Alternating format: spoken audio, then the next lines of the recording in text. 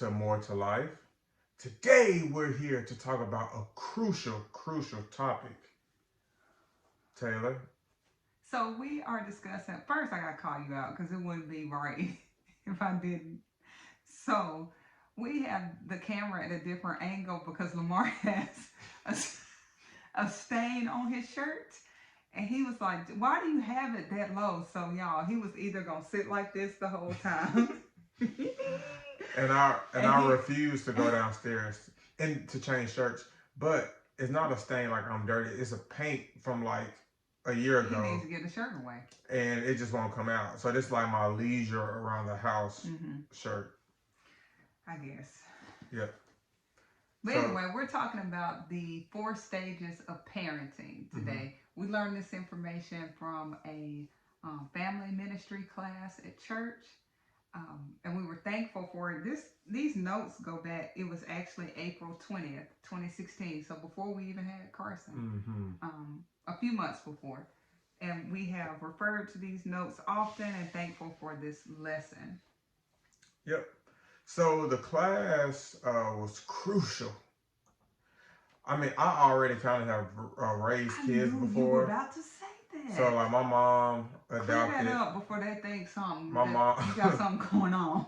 I have 3 little sisters that god sisters that were adopted when they were young. So at a young age, 16, 17, I was, had twin 1-year-olds, a 3-year-old, raising them up in the Lord. And so I had some experience prior to that. Shaking? I had some experience prior to that. So anyway, so there's 4 stages that when we heard this, Johnny Markham was the teacher. Shout out to Johnny Markham. Yes, we reference him a lot. He's a good teacher. And Taylor took notes as she always does, and still have it. Yes. Still have them. Still referred to my notes. That's really good. Mine is right here. So the first one.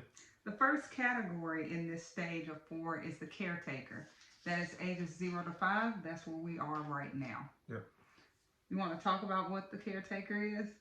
I'll let you. Because you're going to have notes. That's why you can't even talk about it. So I want to just read briefly some of the notes that I put here, and then we'll expound just a little. Yes. So this caretaking or the caretaker stage doesn't mean that you cater to them to the point you don't have a normal life. That was another piece of advice we received when we were early on in parenthood.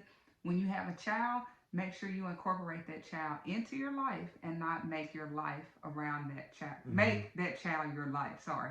And that's what we've tried to do with each one of ours. Continue to make investments in other relationships, and do not forget to nurture your marriage. So it's a lot of hands-on. You're changing diapers, you're potty training, you're feeding them. They're needy little babies. Yeah. From you're 0 to 5. Them the fundamentals. You're laying the foundation right through here. Right now, tying your shoe, reading new words, all that type of stuff. And I mean, we've been parents for 5 years, so I mean, we're not any experts, but we do continue to seek wisdom from different books, different other people that have more experience. There's a whole parenting shelf behind us, yeah. Yeah, we go to different things. Just how we try to educate ourselves on, finances, spiritual. We try to do the same thing when it comes to parenting because we understand it's a process. We're not perfect. You want to know something funny just right quick? When we look back at this, I'm going to appear to be maybe a little bit cockeyed. I thought we were supposed to be looking right there at the top of the phone's over there, isn't it? I don't know. It really don't matter. Okay. It don't matter. I don't know. I just look. I don't know where to look. Just like on FaceTime, I don't know where to look. Right. You're old. So the second stage is the cop stage. Yes. So that's the 6 to 12. And you can read my notes. So in this stage, I guess you're just going to be adding on. But in this stage, you keep everyone in line and you create a safe environment for life to thrive. And I put that you're setting the foundation for responsibility.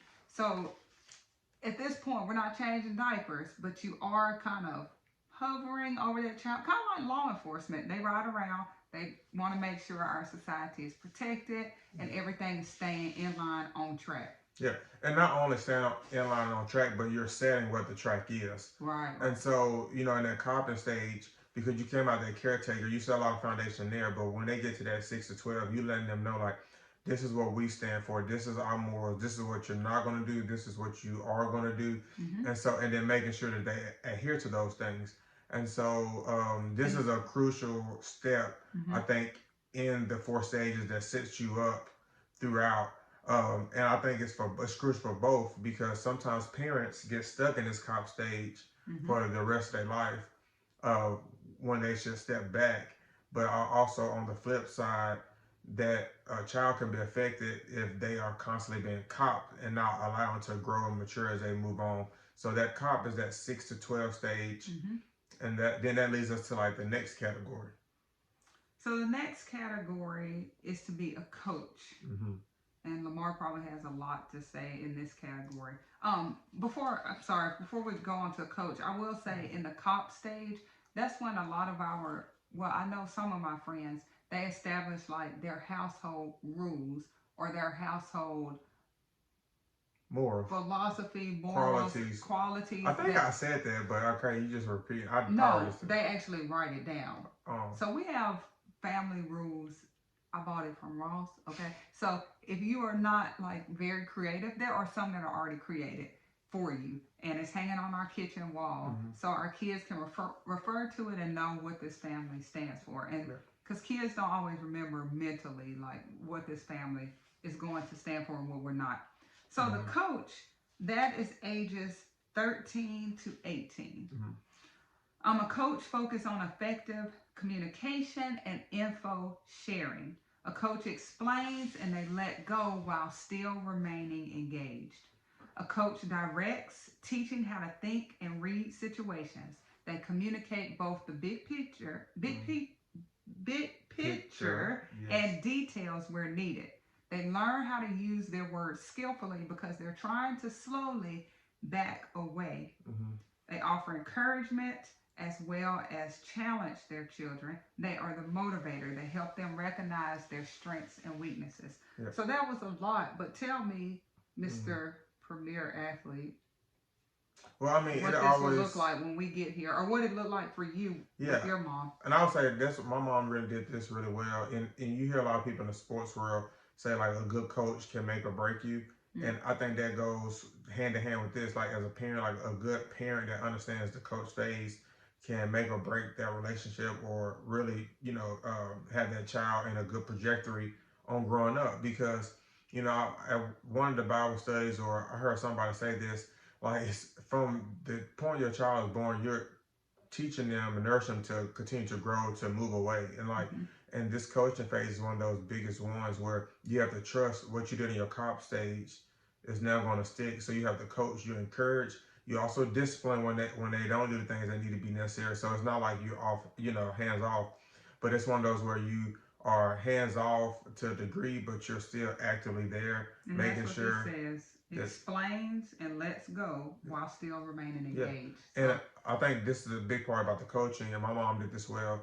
And I know a lot of times men are able to do a little bit better is allowing them to fail, allowing them to go through these challenges, and then to coach them up through those and encourage them, and not continue to just to provide and protect. And of course, there are certain things you're going to protect your child from, right. But it's a huge stage where your child is going to go through some failures, some ups and downs, and letting them sit in those, learn from those, and you coach them through that and be there for them.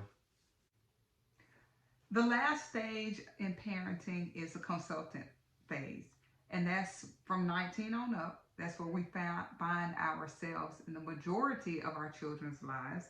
It is a less involved stage on a daily basis, but you're still involved on a weekly basis.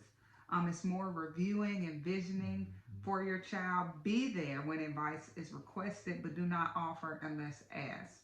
Responsibility for life is largely left in the hands of the youth at this point. So be there to encourage.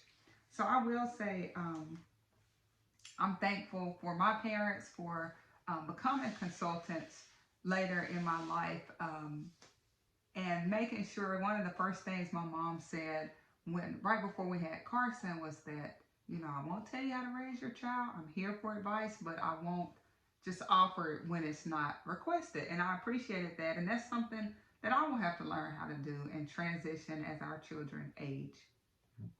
Yeah, I just think this is one of the most important stages. And what I hear from a lot of parents, and also being the child on the opposite end, is this kind of the most fulfilling as well, because like you see the fruits of your labor as a parent coming into fruition, and you can just kind of step back and be like, okay, all the stuff that we did in the caretaker, the coaching, now is like really seeing that child, you know, really flourish. And I can, remember my mom being on when I was the child, and she would be just so excited, going off to college and, doing different things, getting good grades and becoming the man that she raised you to be, where it's like, okay, they really get to enjoy those fruits in those, first 18 years. Um, but the reality is though some parents never get to that consultant stage. They want to cop the whole way through, or sometimes you have people where they want to be a caretaker the whole way through, Mm-hmm. or they want to be a coach, or a lot of times you see where people want to be a consultant when they should be copying. So Mm-hmm. like I feel like we talked about these four areas, but it's so important on when you do them, kind of like the age parameters we gave, Right. and just from experience, seeing friends that when I was younger, Our experience. yeah, cause yeah, you were copped a lot. Yeah, they copped her life up to like last year. Not joking. Um, and so I just think you see like then they have friends when they were younger when their parents let them do whatever, and Right. then now Right. you see them as like, well, when they needed to have a cop or a Mm-hmm. coach, they were having a consultant at a young age. So I'm those Healthy different steps. balance. Yeah. Yeah.